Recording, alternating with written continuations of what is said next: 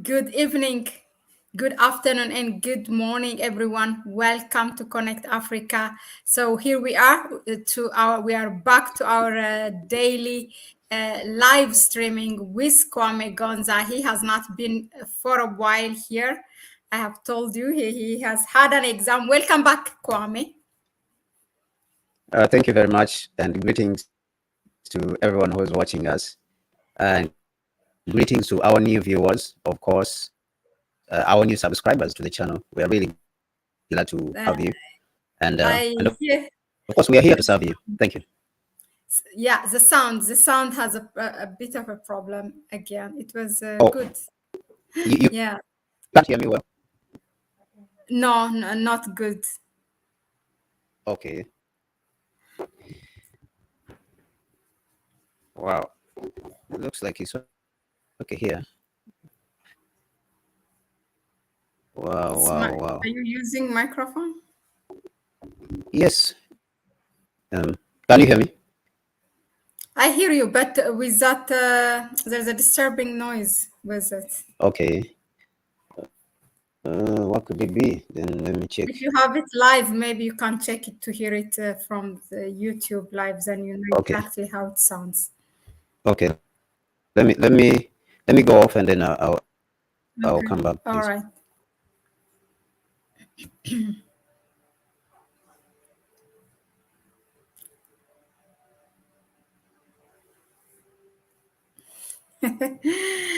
Yeah, you guys, you put a smile on my face. He gonna read it when he come back. My kiss him. I see what you wrote. Hello everyone. Hello Corey. Hello Mikey. Hello Aaron. And where is Black?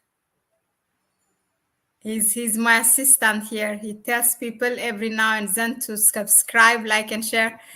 If Black is not here, Aaron, you're gonna take his position, huh?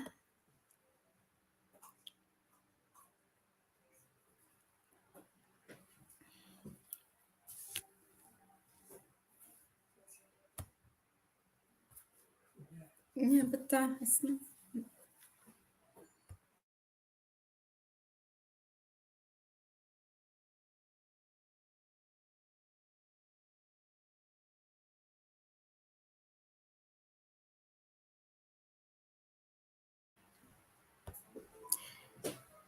Yeah, so Kwame, Can you let's see.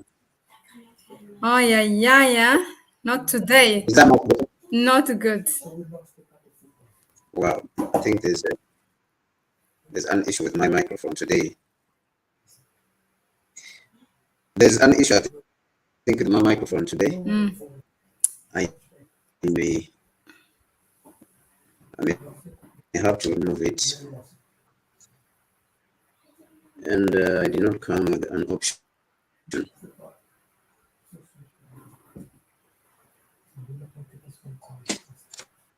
Okay. How is that?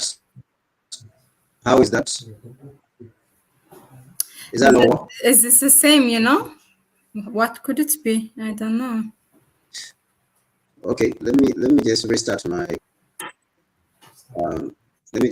computer.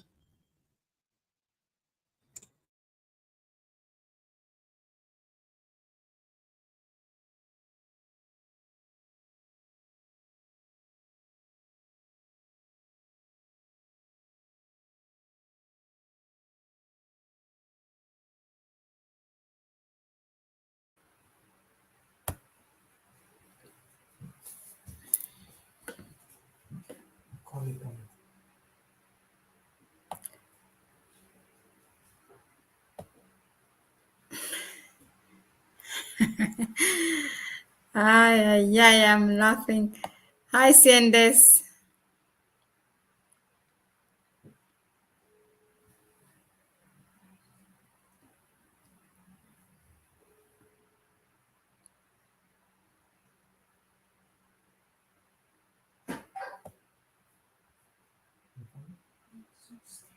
Greetings. Greetings, everyone.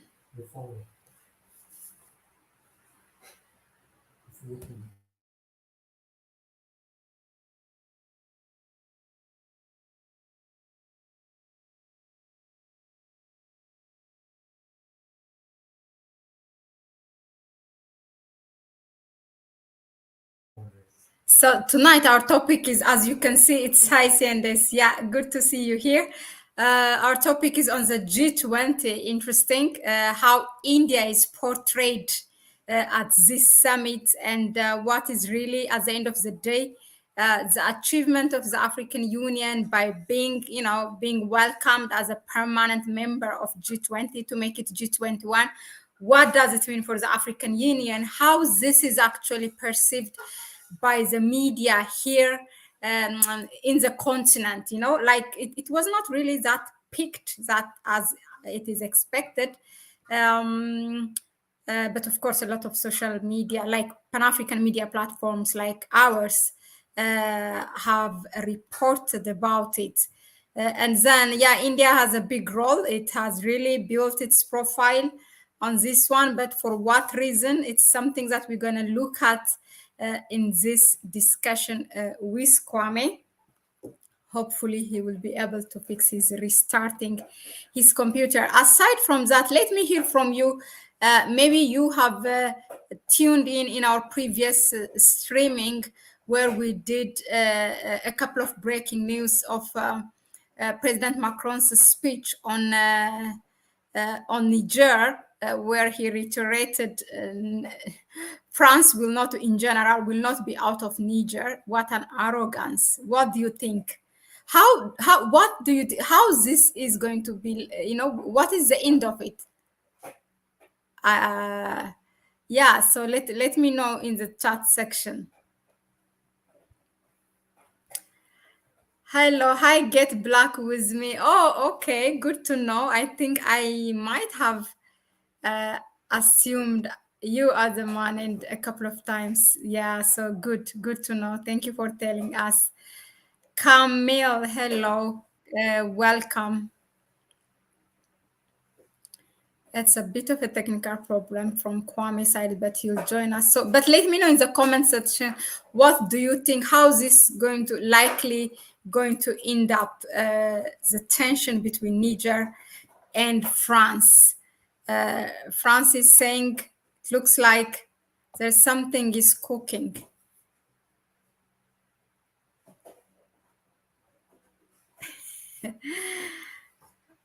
Hi, Black. Oh, okay. Yeah, what does this mean for the African Union? Then he said, you can't wait to get rid of Musa. Well, there are some truths in it, but yeah, the institution, I hear your point. There are people who always disregard because of the people who operate in it are not Pan-African. It doesn't mean that the institution is not Pan-African. I mean, on paper, if you really read the constitution, it's a very Pan-African organization. So I always disagree when they say AU is useless. It's our job to go and reclaim AU. Kwame, tell us a good news. I hope everything is good. I don't know. Yes, very good now. Okay. Okay. All right. So today we fix ourselves here with our people, just a little bit up, like so that we Okay. can leveled. All right then. Yeah. So everybody's here. Good. All right. All right then. Just to put some message. Yeah, some people say you sound like an old man. What are you smoking? You sound like an old Kwame. What happened to you? Yeah, so those are some jokes. That's when the microphone was not coming well. Okay. Good then. So now, because of time, let's dive into the subject. So the G20 has just been ended, where really it seems that India has done well in portraying itself. And then a new thing is it was not just another annual summit. They have welcomed another member state, a permanent member, which is the African Union. Now, before we go, and of course, we are here to give it a Pan-African perspective. Before we go there, let's talk about the host. And my question to you is, give us an overview. How was, in general, India portrayed in this What does the summit say about India and its prime minister? Thank you very much, Mahlet, and greetings to everyone. I hope everyone can hear me very well. Yes. Yes, that's very nice. So we like Mahlet mentioned, we want to look at India and its performance during the G20 summit. I think that India did a very good job. Um, I mean, I don't even know where to start, but it was a great summit from the fact that India has continued to portray itself as a power, as a rising power, to the culture that was portrayed. It portrayed a lot of the Indian culture, uh, and then the portrayal of India as an old civilization which has been around for a very long time, even before the Western cultures, came. So there was an attempt, for the prime minister to show that India is an old civilization, and then to play diplomacy to a very, an advanced level. Mm-hmm. When you look at the controversies, which surrounded the summit, of course, which we, of course, we are going to talk about, to the fact that India has been able to look at itself as a global power now, and a leader of the global South. I mean, I don't know how to explain it, but the summit showed that India is really a contender when it comes to global geopolitics right now. It has been able to position, at least it has been able to position itself that way. And I don't know whether this is about the Prime Minister Modi and his kind of leadership and his style of leadership. And if it is, then uh, India better get somebody who's better than him, or who is even on the same level as Prime Minister Modi, to be able to sustain that kind of momentum, because we have seen even from development that is at the forefront. I mean, regardless of the controversies surrounding him as a person, there is other people who criticize him, even internally in India itself, and of course externally, he has had some criticisms, especially when the United States, during the periods when the United States thought that it had India within its grasp, that it did not need India very much. They used to criticize Prime Minister Modi a lot. But now that they need him, of course, they don't criticize him a lot. So we saw a lot of guests arrived, you know, global powerful leaders. Of course, President Xi Jinping did not attend. Africa was at the center of the summit. African Union, one of the biggest achievements, I think, of the summit was the admission of the African Union, even though the Western media did not mention this. But that is one of the biggest achievement, I believe, of the presidents, of India's presidency of the G20. Uh, yeah, I think it was a successful summit. Generally, India was able to demonstrate that it is a global power. It is really a global power, and it can handle any situation. Because if you look at the BRICS summit, which happened in South Africa, of course, itself also was held under a lot of pressure. You could see how President Ramaphosa also was juggling the pressure from the West, and he was able, to overcome the pressure, and he was able to host the summit, which was under a lot of pressure. But on the other hand, also he had to deal with the fact that there was still some differences between India and South Africa. So that was, a difficult, situation in which someone had to use a lot of diplomatic skills in order to be able to maneuver the situation and have these two great leaders, talk to each other and be able to be on the same table, because they are in the same organization, which is BRICS. So President Ramaphosa had to use a lot of skills in order to be able to contain the situation and stabilize the situation. So I believe that Prime Minister Modi in India's issue also had to juggle a lot, because there was a lot of pressure. The West he wants to push a different agenda, and Modi, to some extent, for me, he demonstrated, he demonstrated really excellent skills of diplomacy, and also to show that India is moving in a, even though we have criticized India in maybe, at least we have looked like we wanted to criticize India, but India is creating its own path and its own independent path. And that was demonstrated clearly through this summit. But don't you think that was born out of the tension between India and China to show that it's really, it can represent the global south, which usually is taken or played by China? I really don't think so. Uh, I think it has to do with the history. If you look at internally, one of the controversies was that India is having an internal discussion on whether to rename itself from India to, to Parat.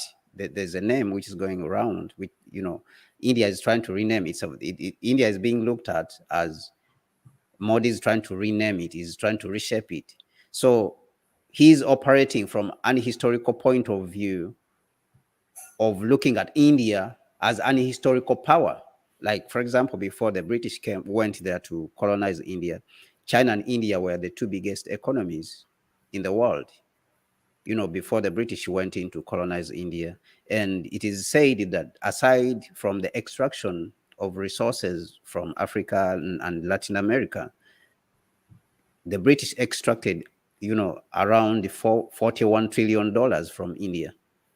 So it was a successful civilization.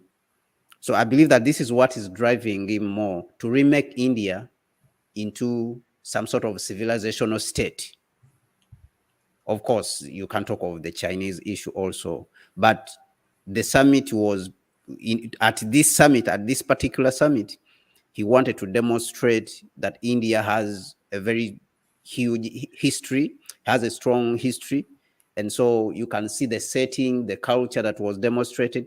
You can see even the whole setting of the summit and the influence that he showed that, people have to go, for example, all the leaders who were present have to go and pay respect, for example, to Mahatma Gandhi, and where his resting place, all the leaders, including Joe Biden, they have to remove their shoes and, and stuff like that. All the leaders who were present, they had to respect this tradition. So it was a demonstration that they have a very rich culture, and then it is a very strong, like I said, historical civilization. Is a country which has a long history, which was around even before the Europeans came around, and how they are making rules. So I believe that this is what is driving him, that he wants to make India into a global power. Thank you. I wish I go to the direction of why do you think China and Russia, for obvious reason, but China has skipped this meeting. But we are under the pressure of time. But you Yeah, can. so I think, yeah, let me touch it a little bit. I think China, of course, news have come out that President Putin is going to visit China. So very soon, I don't know exact date. Maybe I will have to check it up.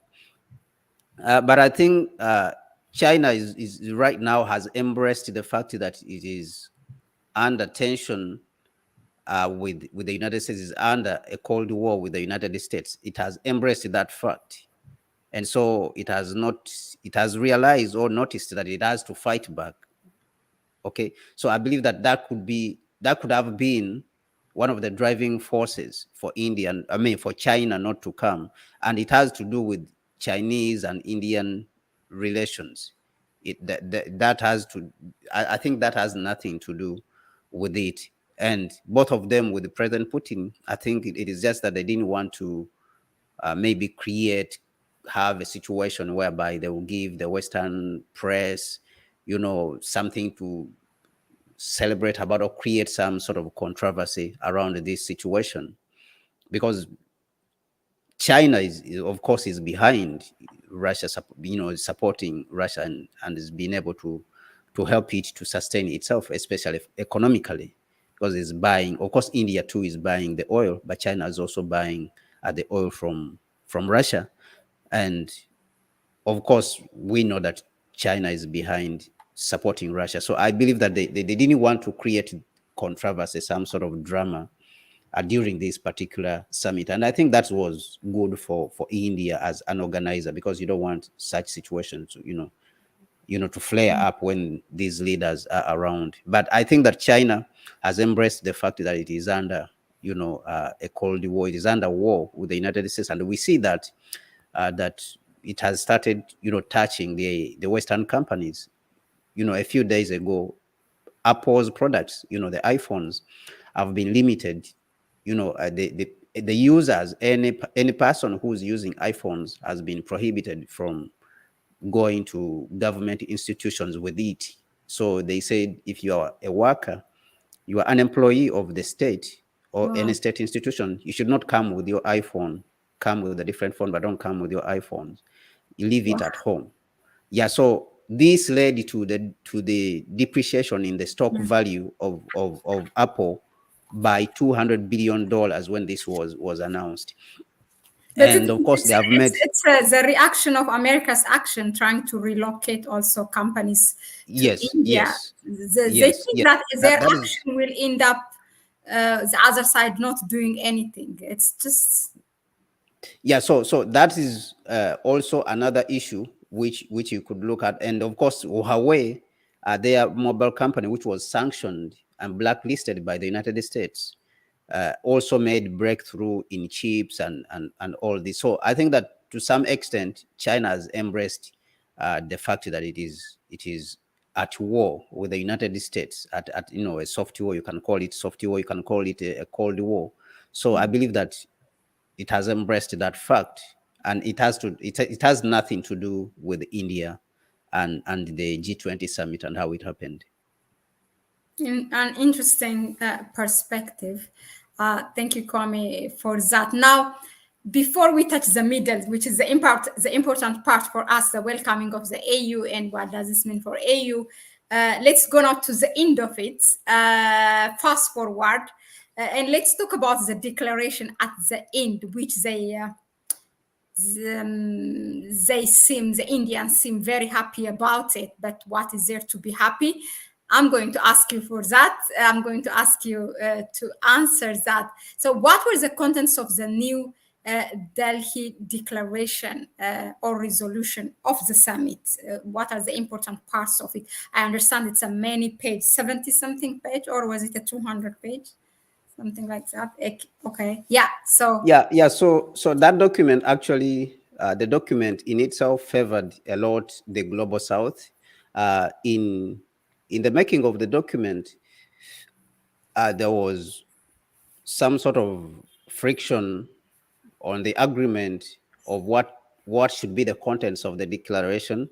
So India, I think this is where I was speaking about that India demonstrated that it is not trying to favor the West, and it is not trying to be against China, but it is trying to demonstrate that it is a global power, and it can handle when it comes to diplomacy. It is a rising power which has its own interests. I think this is what they demonstrated even with the document. And the language of the document was recognizing that G20 is an organization or a grouping for financial interests, for financial and economic interests. So the West wanted to use this summit to condemn Russia. And so they wanted this language of condemnation and say Russia's attack on Ukraine is illegal and all that. But that language, India resisted it, and all the other people resisted it. China and Russia also resisted it, but India itself also did not want this summit. Actually, even when you listen to the Minister of Foreign Affairs, Mr. Jaishankar, who is the Minister of Foreign Affairs of India, he mentioned it that this is not, for example, Bali. When you look at Bali Declaration, when they had their meeting in Bali, the G20 in Indonesia, they came out with a language which was condemning Russia, as an aggressor and stuff like that. But Minister Jaishankar said that this is not Bali, this is New Delhi, so things have to be different. So that in itself demonstrated a lot of independence for India, in itself. So the language was actually in favor of the global South and its demands, particularly the reformation of the United Nations, the reformation of the global financial institutions like the IMF and World Bank, that they should look at reforming those institutions so that they can be able to favor everyone, not just a few.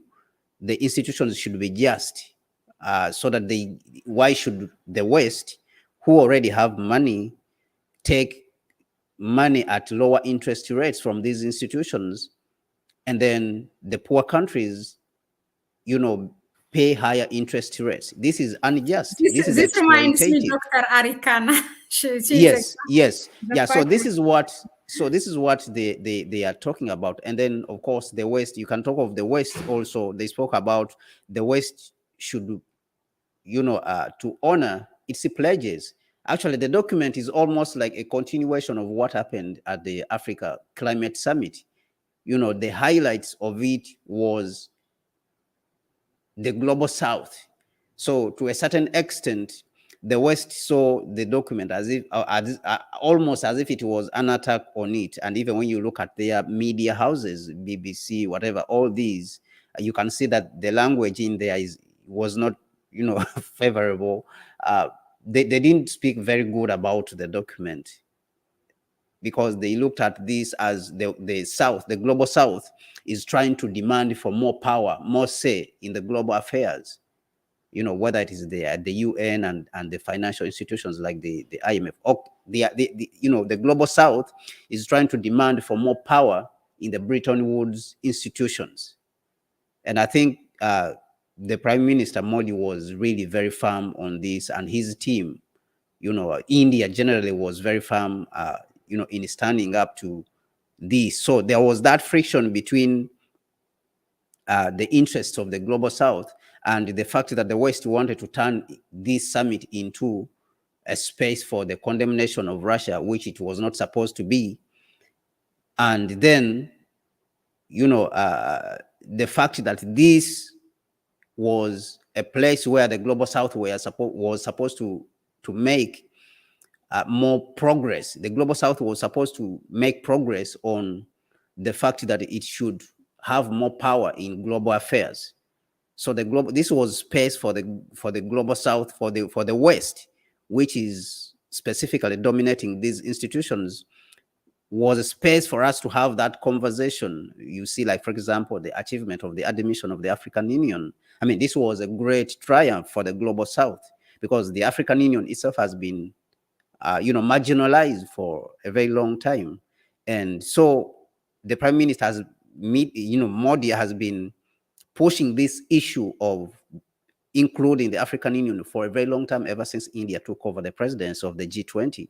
Even you can see when he went to the United States and spoke to the United States Congress, he carried this issue with him, the issue of admitting Africa.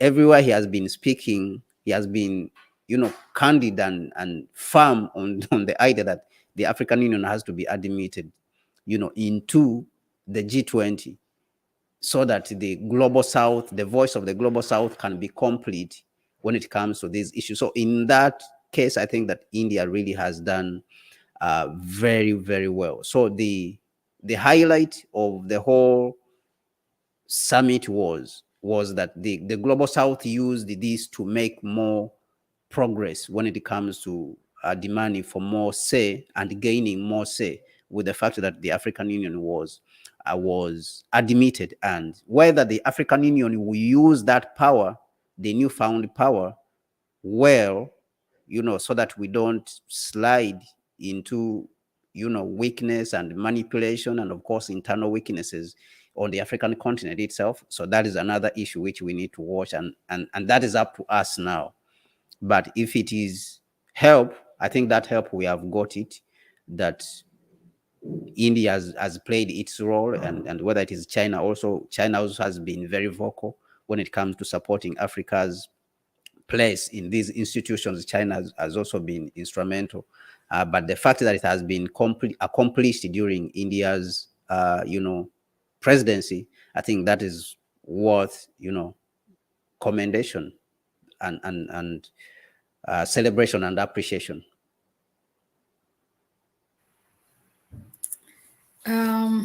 Okay.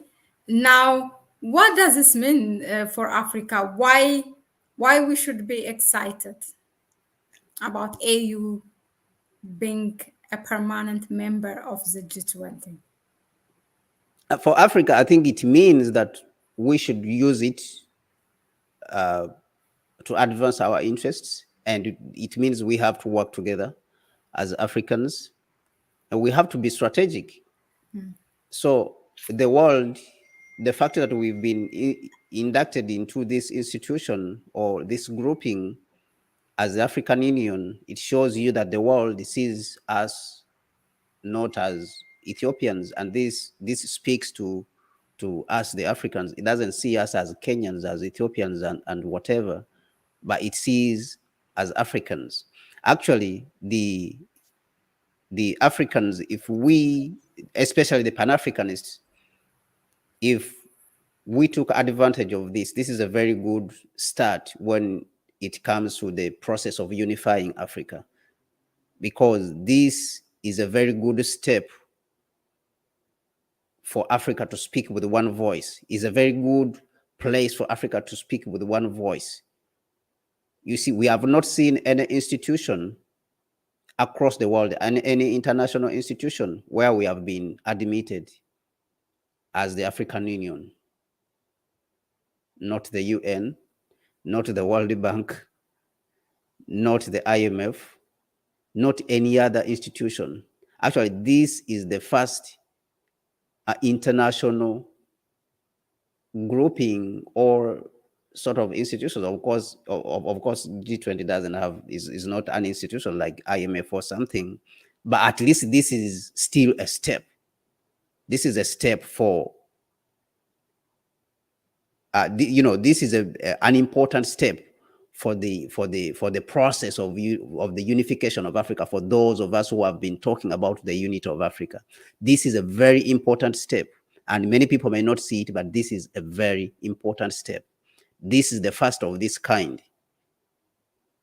You see that we have been admitted into a grouping of other nations as a whole, as the African Union, to be represented as African people. So I think that is a point of celebration. I think we should celebrate it as Africans, and it calls for us to work together.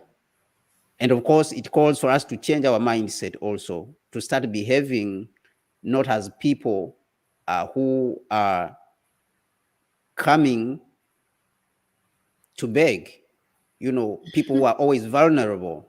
We have now to present ourselves as people who are unified and people who are equal, to the occasion. The rest of the global south has helped us to reach where we are as Africans, and specifically this speaks to Africans. So that means we have to take the rest of the way. Of course, we also have been fighting on one side, demanding a seat, whether it is at the United Nations, Security Council, permanent seat at the Security Council. We have been fighting, but this shows you that we should start working a little bit more together. So when we go to institutions like this, we should have projects. And this is what we have been mentioning here on this channel. we as Africans, we should have projects when we go to these institutions now. We should have a railway project, which is for the African continent. We should have an interstate highway if we are going to these institutions. We should have a dam, like when we are going to these institutions, and we should push in this way, because we have already been inducted in the institution as African Union. So I think that it is time, it is actually, this is a very good opportunity for those of us who have been pushing for a unified Africa. So now it is time to do much more work at home for those who are pushing narrow interests of state, of the state, of different small states, to be able to understand this kind of platform which we have been admitted into, that we should use it very well as Africans, as a unified group of people. So I think that this is an opportunity for us to demonstrate that also. Thank you. I mean, as you know, we have come here and gave a briefing when AU was welcomed by the G20, just to tell the good news. But there was a lot of questions that were posed from our viewers. What does it mean? Why some people were even questioning, why am I excited? And one of the things I said was exactly what you said. There are challenges and opportunities. I take it as an opportunity, but I wanted to hear from you, if you have a different view, why we should be excited. We might have people that are not really running the agenda of Pan-Africanism right now, who are working just like our heads of states in each countries, serving Europeans or the collective West. But when the time comes that we have that Pan-African leader in that office, we will use this opportunity. So let it be there. There's nothing. It's a game, you know. African Continental Free Trade Area. It's good that it is ratified by most of the countries. Is it going to be hijacked? Is it like these are the things we should talk and discuss and try to prevent? But when the right person is in the right place, then it gives it an opportunity to operate because it is there. It's a member state. It's a permanent member, so it has equal voice with the rest of the members, and it comes with this big power representing 55 countries and the economy, the total GDP of the whole continent. There is power that comes with it if they take an opportunity. But of course, you can always say, what did they do in the UN? A lot of questions surrounding it. But there's one interesting question that was thrown here from our viewers. Is the AU a Pan-Africanist or a nationalist? Yeah, so for now, the identity of the AU is very difficult, but simply I could tell you that the organization now is not pursuing Pan-African interests majorly, even though to a lesser extent it does. But what is happening in the African Union now is confusion.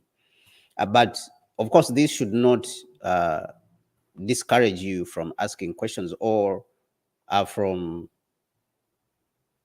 looking at the organization as a source of power for the African continent, because the seeds which planted the organization itself, it was the Pan-Africans. It was the Pan-African seed which planted this organization.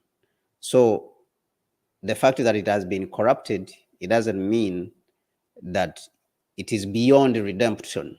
The organization is not beyond redemption.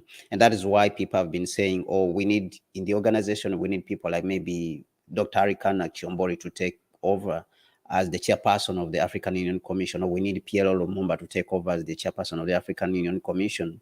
It means that the organization is being controlled by a certain system which you need to remove, and those people who are in there, they represent that system. So you need to have the right people in there, probably to shake the system up, to shake it, a lot even. so that it can be able to operate in the way it is supposed to operate, should be able to mobilize, because many people know that it doesn't have power. The organization itself doesn't have power. But the way it is, the person who is leading this organization is a president, of a country, or is a president from one of the African states.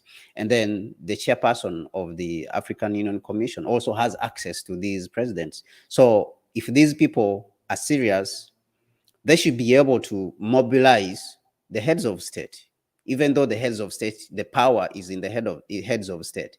But we know that the chairperson of the African Union is always the head of state, and the chairperson of the African Union Commission is the one who comes from the general African public. So these two, if he works closely with the chairperson, the chairperson of the African Union Commission, like Musa Faki, if he works directly with, for example, the current chairperson of the African Union, who is President Azali Assoumani of the Union of Comoros, if he tries to work together, and also he has access to all the African presidents, if he's serious enough, then he should be able to accomplish something. He should be able to accomplish something significant. So what I'm saying is that the organization right now is in the same state like the continent is in. There's domination by neo-colonialism, okay, of the continent, of the whole continent. And of course, when we speak about this, a lot of people don't understand it. They say, oh, the problem is corruption in the African continent. But that is not the issue. Corruption is not the issue. The issue is domination by an alien force. And we are seeing that force. The best example of that force, we are seeing it in West Africa when Niger has wanted to liberate itself. We are seeing how France is insisting that it must stay. It must stay and enforce democracy. So where does France get that power to claim that it must stay to enforce democracy? Are the French people superhumans that they should be in the African continent?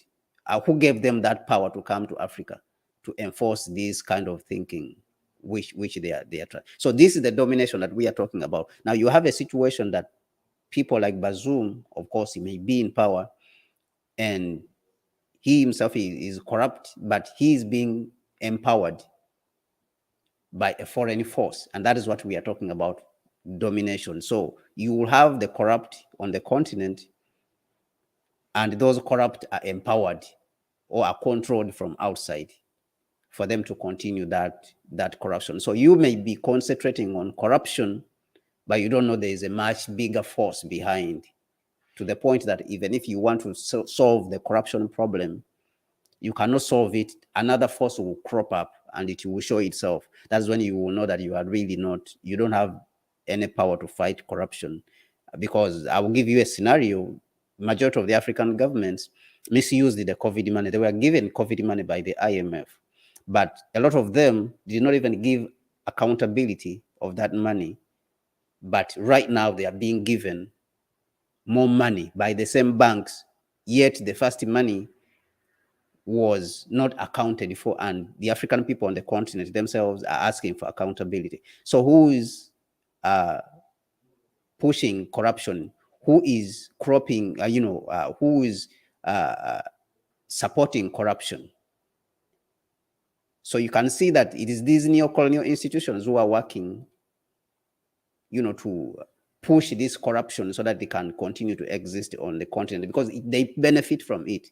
France benefits from it, and it will extract it will use, these are the means which they use to extract the resources from the African continent. So the AU itself is not immune to that force. The AU itself is subject to that. That is why you see, even right now, France is the one who's sponsoring, for example, our Confederation of African Football every year, who's sponsoring the I think, how do you call it, CAF, which we have. The main sponsor is Total. Okay, the main sponsor of the tournament of the African Cup, which have African Cup of Nations, which happens every now and then, it is France. is the main sponsor. Total Energy, Total Energies. So if you check, so this is integrated, but of course in a very sophisticated way. It's very difficult for me to even to explain it, wholly in a very short period. But this is what, of course, what Nkrumah called neo-colonialism, the last stage of imperialism. But this does not mean that there cannot be redemption and everything should be washed away and thrown away, because the institution itself was planted, was birthed on on Pan-African ideals. So, but there is, of course, we need to do some work to be able to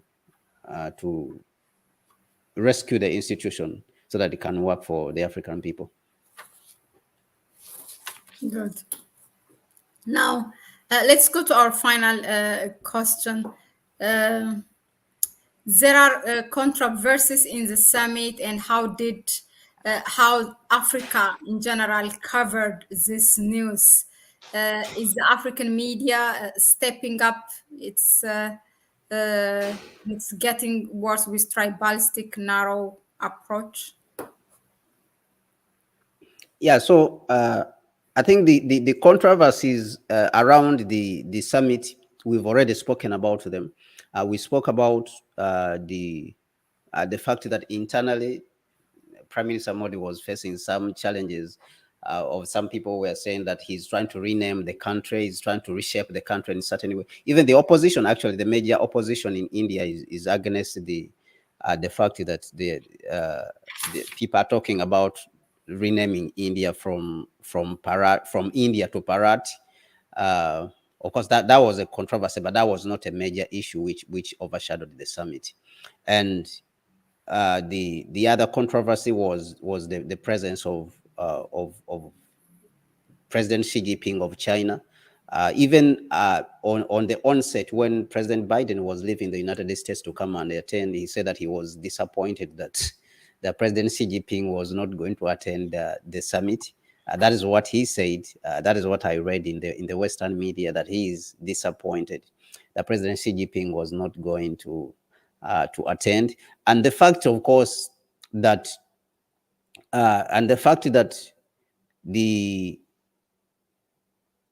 interests of the global South, now we saw them at full collision with the Western world.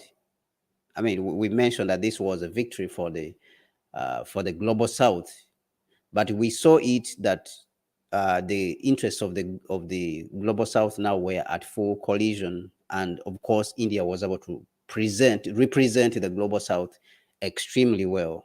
I think that the summit was successful. Prime Minister Modi showed, he's a very powerful man. He showed that he is really a very powerful man. He's up to the task. And of course, he represented India very well.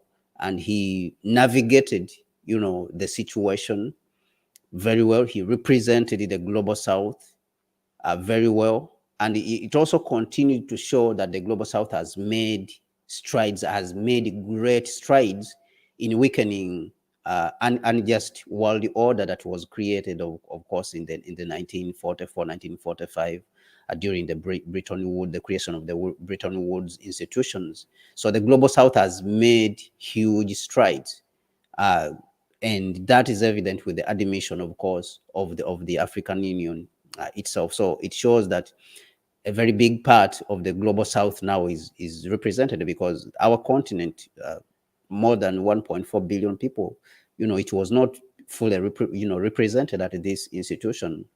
So the admission of the African Union showed that it was not only a victory for India to demonstrate that it is a global power, but it was also a victory for China and all the others in the global South, and of course majorly for us as Africans.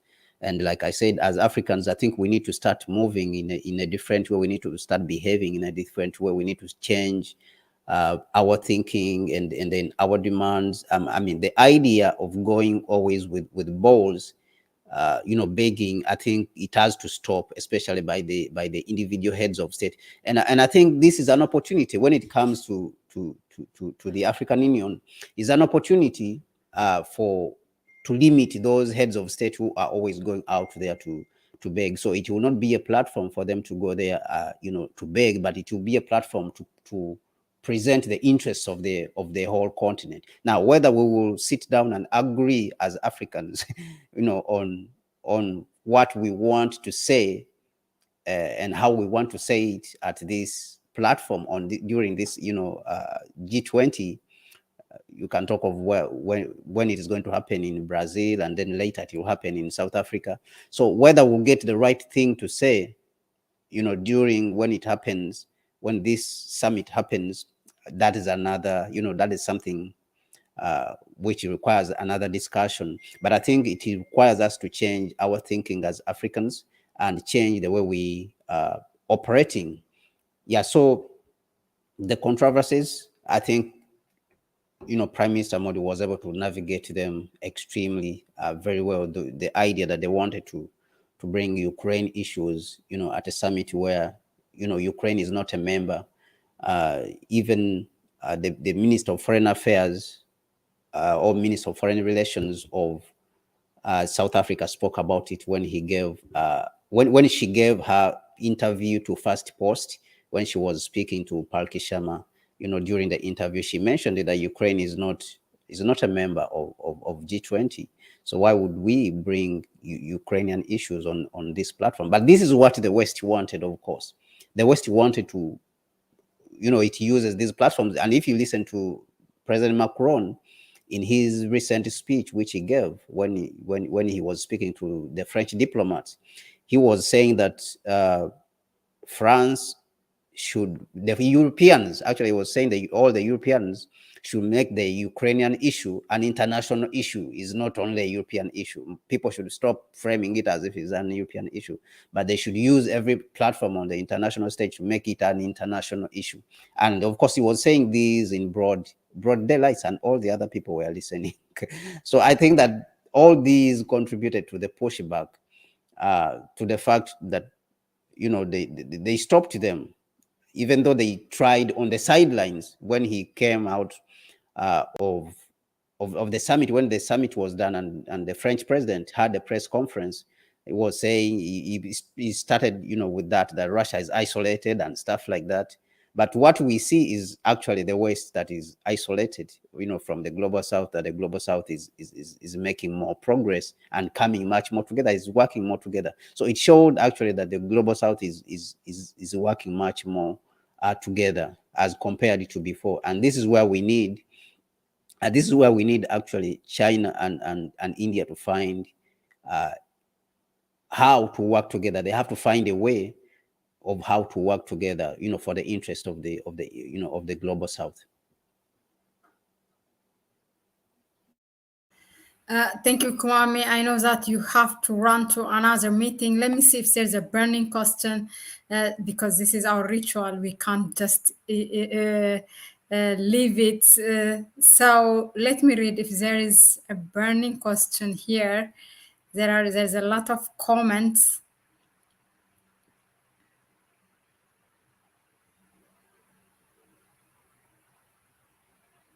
This is a statement. Okay.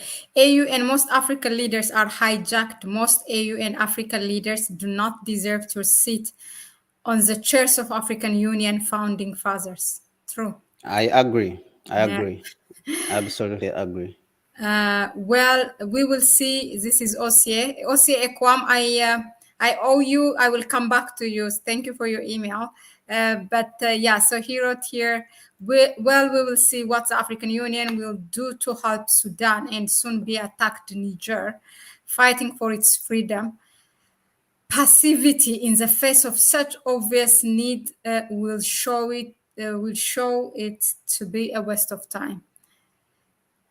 Put Dr. Arikana in charge and we can get a Pan-African agenda. That's Mikey Simba. I agree. By the way, she tried once and her filing was not, there was some controversial before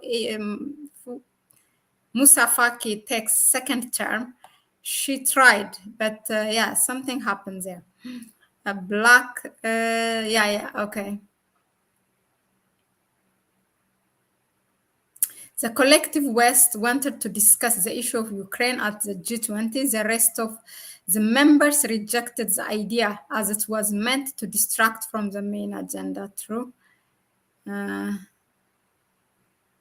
yeah. See us more as a unified power bloc.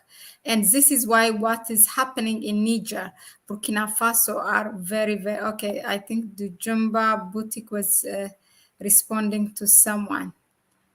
Mikey said G21 needs to discuss the coup in Ukraine. Yeah, that's and how the US gave Zelensky legitimacy. True, and why they are weaponizing him up to his nose. Huh? Yeah, so they want to they always want to make European issues look as if they are global issues. We should, they should bring them and then we solve their problems. I mean, they started these problems. The United States and Europe started their own problems, and they are provoking Russia, and Russia is warning them, for more than 20 years. It is warning them, do not do this, do not do that. I mean, in their arrogancy, they thought that they are above everyone. They can continue to go and do whatever they want, around the world. And now, when things are backfiring, now things are not turning out as expected, because they thought that it would be easier that Russia, because it is they think that Russia is weaker than them, that Russia would not be able to respond. So they thought that it would be easier for them. Now, when they are facing problems, now they are coming to us that we should be able to fight for them. We should be able, you saw the French president when he came to Africa, last year.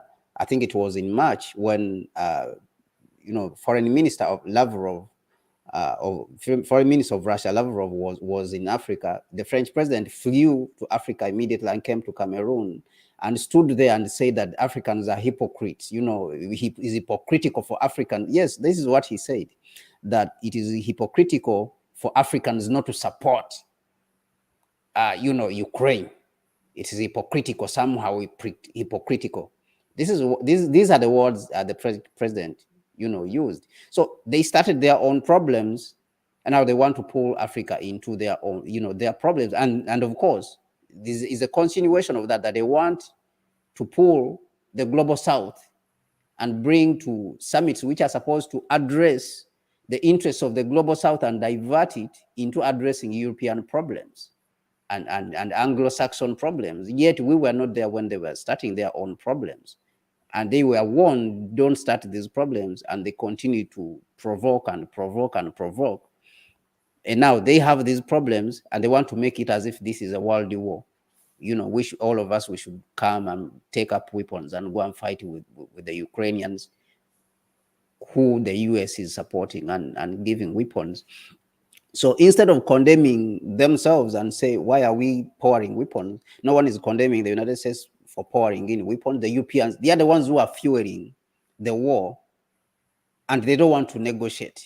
So it is difficult even to understand what these Western people want. So why do you bring this at an important forum, which is supposed to address global challenges, and you are fueling a war, you are pouring weapons and giving them to someone that he doesn't have the capability to stand up against Russia, and you are continuously telling them that fight, continue and fight. And the people are dying.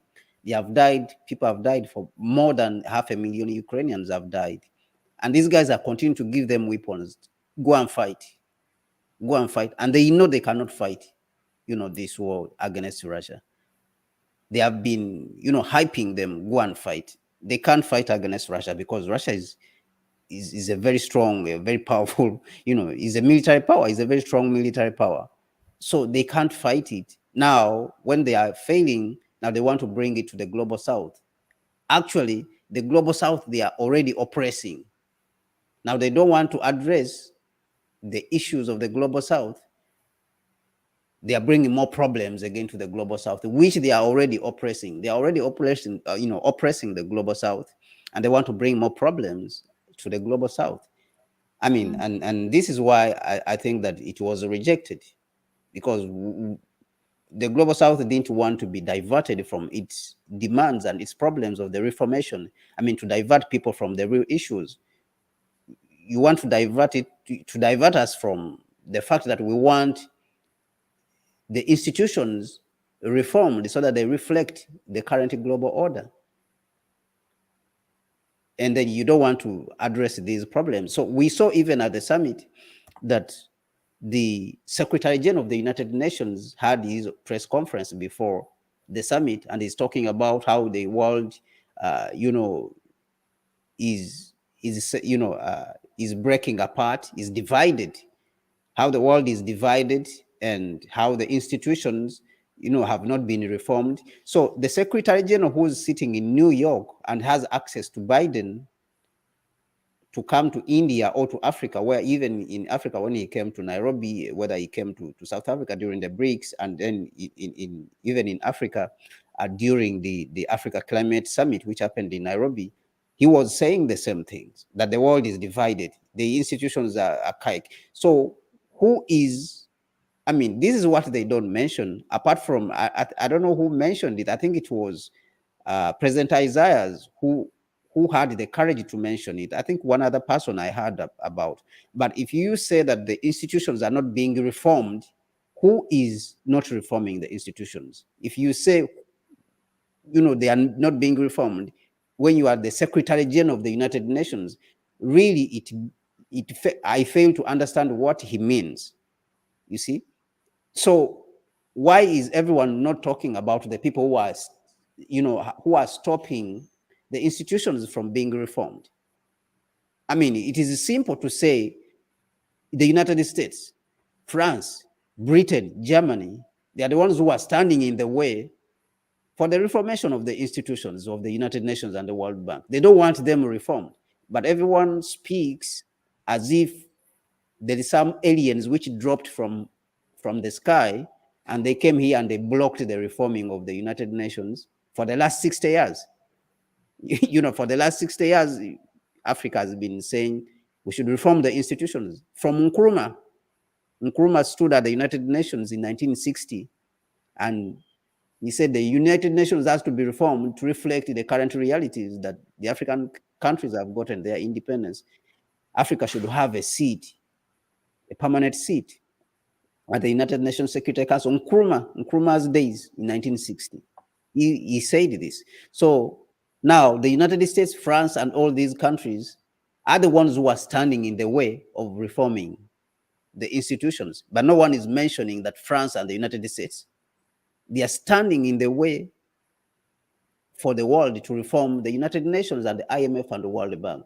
Why? Because they want to maintain the exploitative relationship of continuing to steal from the global south using these institutions. And that is what is going on.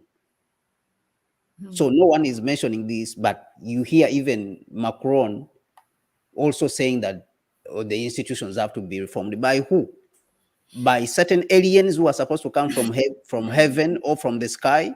By who? The Secretary General of the United Nations also mention, talks like this.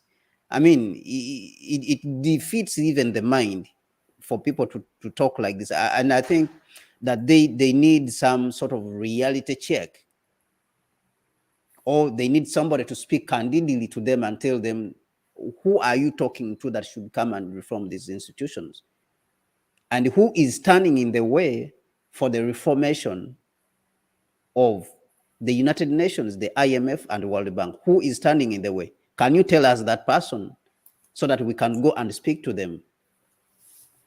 I mean, so I think that the Global South, to a certain extent, is realizing this hypocrisy, this level of hypocrisy that has been happening in the West. Thank you, Kwame. So we should let you go. Thank you all for tuning in. Important comment. I just wanted to, the AU, it fails to do what it needs to do. Besides that, it doesn't have a power. It's because of the finance, and member states are not contributing. They are not paying. Most of them, they don't pay their annual fee. That's it. And to get that money, President Kagame had an initiative for each member state to get it from a tax also from citizens, which didn't work. I think that was the best solution. Maybe there should be a movement, citizens, make accounting their Well, heads of state. the Hey, institutions and the heads of state will take power by force. In certain extents, we will have to take power by force to take back the institutions or the countries for us to be able to, to unify the yeah, continent. yeah. Yeah, in certain So, cases, we will have to take power by force. yeah, so we should ask our heads of states why we are not paying, or maybe we should get information from the AU and humiliate those who are not paying their their payments. That probably will do. But that could have been a big solution. Thank you very much. Thank you, everyone. Thank you, Black, our assistant here, reminding, like, share, and subscribe. Our family here is growing. This little community that we have here. So thank you all. This has your input because you share with your people. That's also a result that we see. Ciao ciao until we see you on the next one. Stay tuned, stay blessed. Don't forget to subscribe, like, and share the video. Thank you, Kwame, again for your time, for the wonderful, insightful information you gave us of G20. Ciao ciao, bye.